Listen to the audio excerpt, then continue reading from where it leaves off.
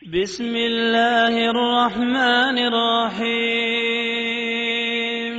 الحاقة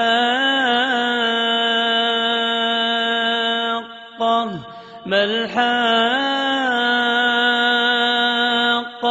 وما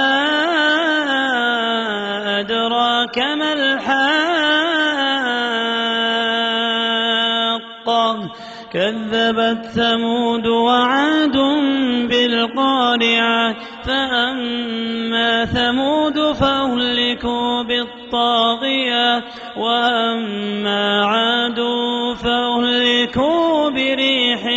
صرصر عاتية سخرها عليهم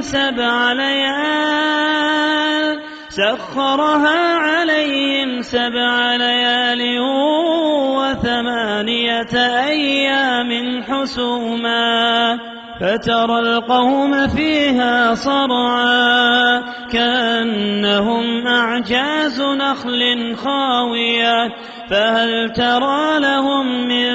باقية وجاء فرعون ومن قبله والمؤتفكات بالخاطئة فعصوا رسول ربهم فأخذهم أخذة رابية إنا لما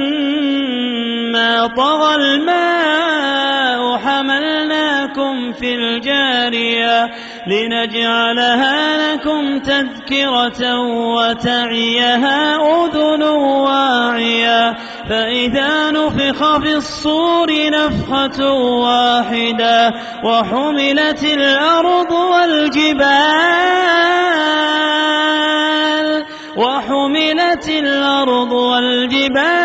فدكتا دكة واحدة فيومئذ وقعت الواقعة وانشقت السماء فهي يومئذ واهية والملك على أرجائها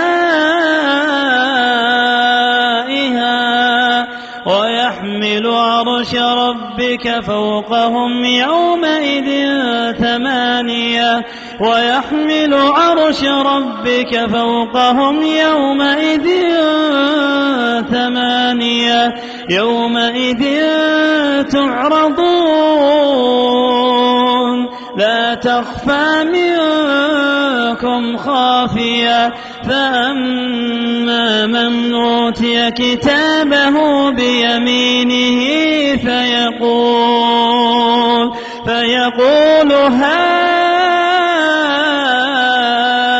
اقرءوا كتابيه إني ظننت أني ملاق حسابيه فهو في عيشة راضية في جنة عالية قطوفها دانية كلوا واشربوا هنيئا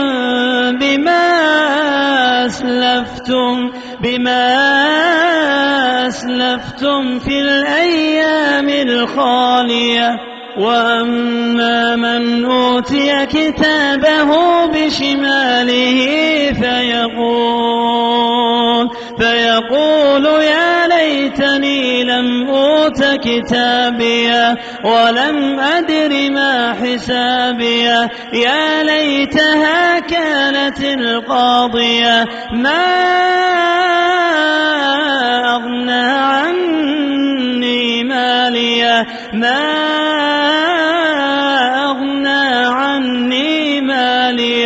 هلك عني سلطانيه خذوه فغلوه ثم الجحيم صلوه ثم في سلسلة درعها 70 ذراعا فاسلكوه إنه كان لا يؤمن بالله العظيم ولا يحض على طعام المسكين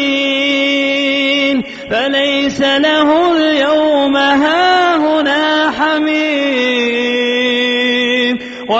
طعام إلا من غسلين لا يأكله إلا الخاطئون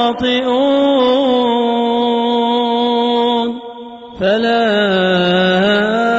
أقسم بما تبصرون وما لا تبصرون إنه لقول رسول كريم وما هو بقول شاعر قليلا ما تؤمنون ولا بقول كاهن قليلا ما تذكرون تنزيل من رب العالمين ولو تقول علينا بعض الأقاويل لأخذنا منه باليمين ثم لقطعنا منه الوتين فما منكم من أحد عنه حاجزين وإنه لتذكرة للمتقين وإنا لنعلم أن منكم مكذبين وإنا لنعلم أن منكم مكذبين وإنه لحسرة على الكافرين وإنه لحسرة على الكافرين وإنه لحق اليقين فسبح باسم ربك العظيم. قدمت لكم هذه التلاوة من موقع tvquran.com.